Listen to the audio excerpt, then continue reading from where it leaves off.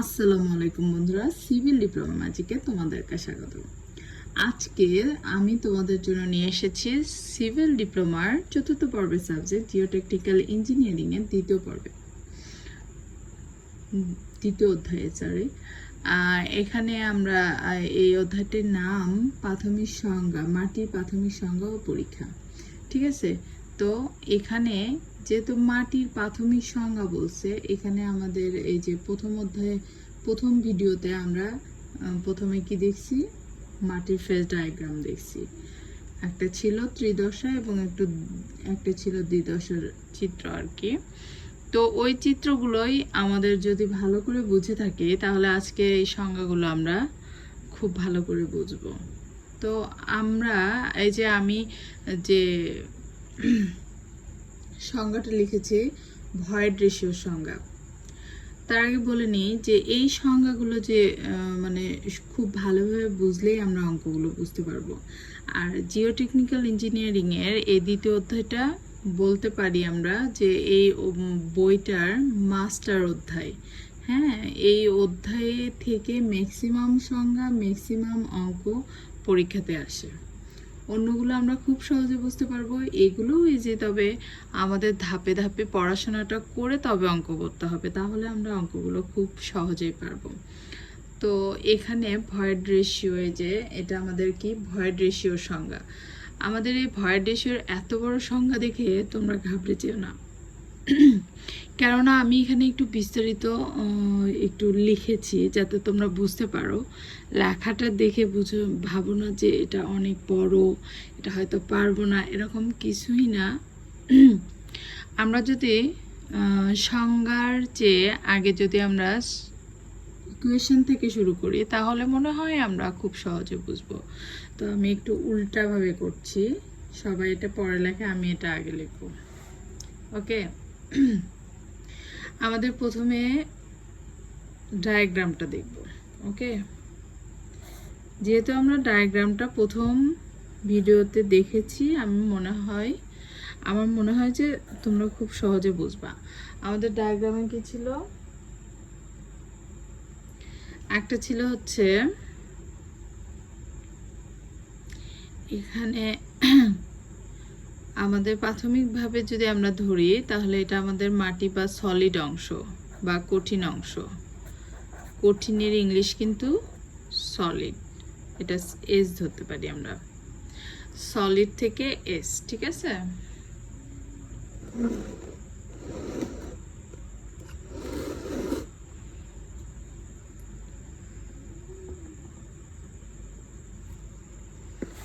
Solid থেকে S.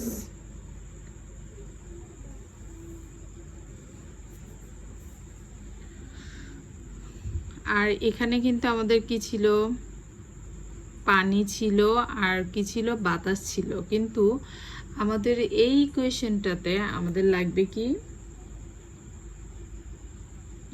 এটাকে আমরা ই দ্বারা প্রকাশ করব। ভয়েড রেশিওকে ই দ্বারা প্রকাশ করা হয়। ঠিক আছে, এটা একটু কষ্ট করে বোঝো তোমরা, তাহলে বুঝতে পারবা। আমাদের এই ইকুয়েশনটা হচ্ছে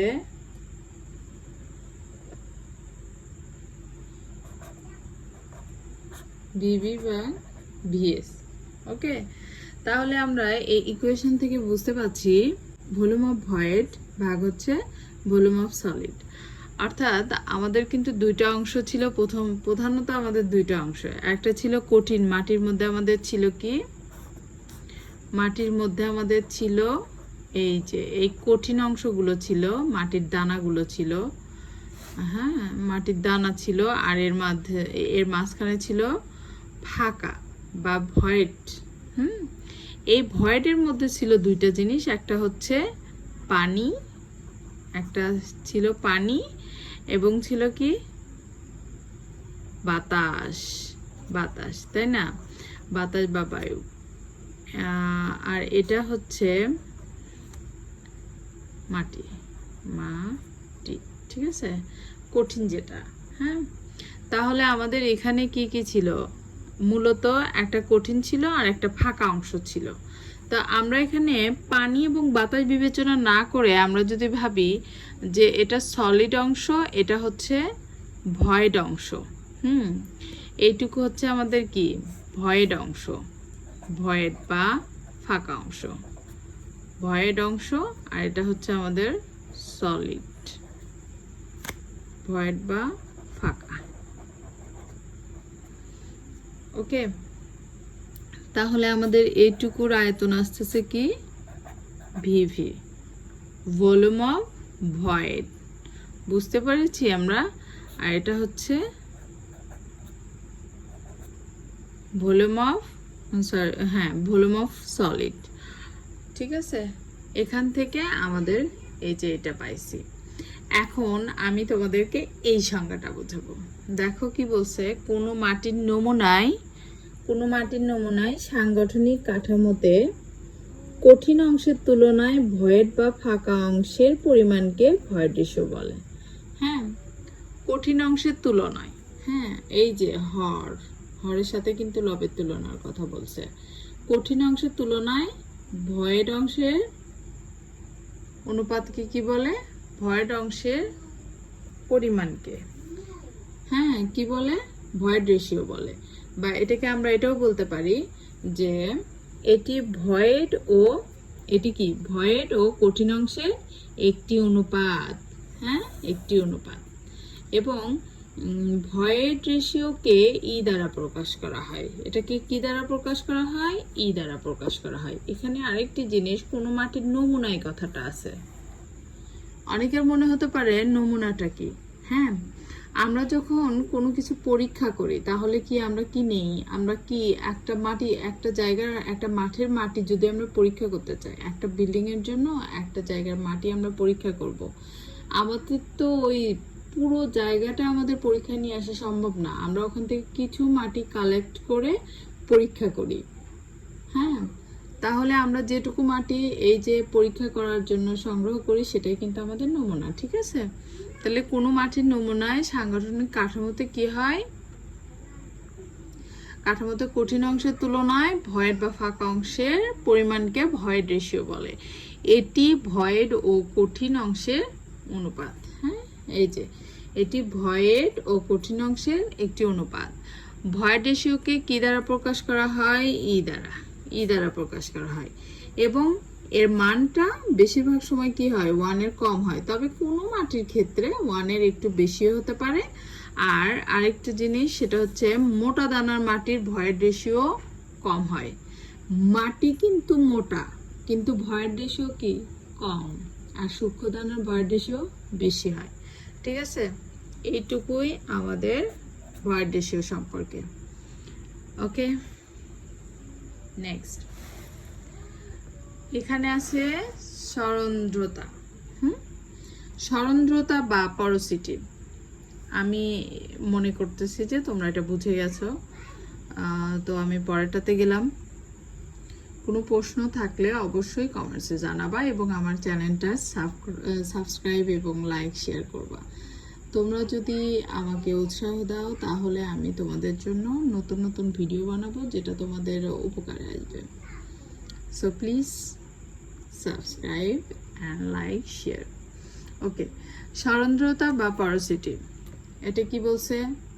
এটাও যদি আমরা করি, প্রথমে আমরা আগে ডায়াগ্রামটা অঙ্কন করলাম।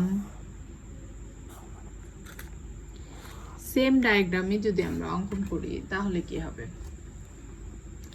এটা আমাদের হচ্ছে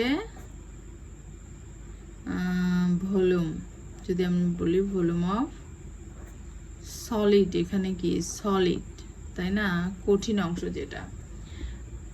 আর এটা আমাদের কিন্তু ভয়েড, বাট এইটুকু তাহলে আমাদের কি হবে? এটা যদি আমাদের ভিভি হয় আর এটা আমাদের কি ভিএস, তাহলে এটা আমাদের কি পুরোটা আমাদের কি ভি না? আমরা আগের ডায়াগ্রামে এটাই দেখেছি। এটা ভয়েড অংশের জন্য ভলিউম অফ ভয়েড এবং ভলিউম অফ সলিড। আর এই পুরো ডায়াগ্রামের জন্য কি ভলিউম, মানে সম্পূর্ণ ভয়েড। ভয়েডের সম্পূর্ণ ডায়াগ্রামের ভলিউম। তাহলে আমরা এখানে সরন্ধ্রতা সমান কি দেখতে পাচ্ছি? সরন্ধ্রতা সমান হচ্ছে n। অতএব n সমান আমরা কি জানি? n সমান হচ্ছে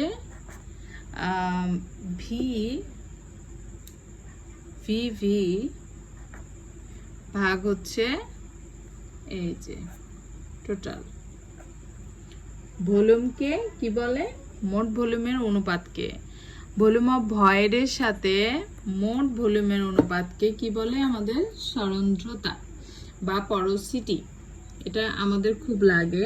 মাটির নমুনায় মোট আয়তনের তুলনায় ভয়েড বা ফাঁকা অংশের পরিমাণকে সরন্ধ্রতা বলে। হ্যাঁ, মাটির নমুনায় মোট আয়তনের তুলনায়, অর্থাৎ কি মোট আয়তন মানে ভি তুলনায় ভয়েড বা ফাঁকা অংশের আয়তনকে কি বলে? পরিমাণকে সরন্ধ্রতা বলে। সরন্ধ্রতা হচ্ছে কি ভয়েডের আয়তন এবং মোট আয়তনের একটি অনুপাত। ঠিক আছে, এটা কি ভয়েডের আয়তন ভাগ মোট আয়তনের একটি অনুপাত। এবং এটা কি হয়? একে n দ্বারা প্রকাশ করা হয় এবং এর মান সব সময় 1 এর কম হয়। আশা করি বুঝতে পেরেছি আমরা। Thank you.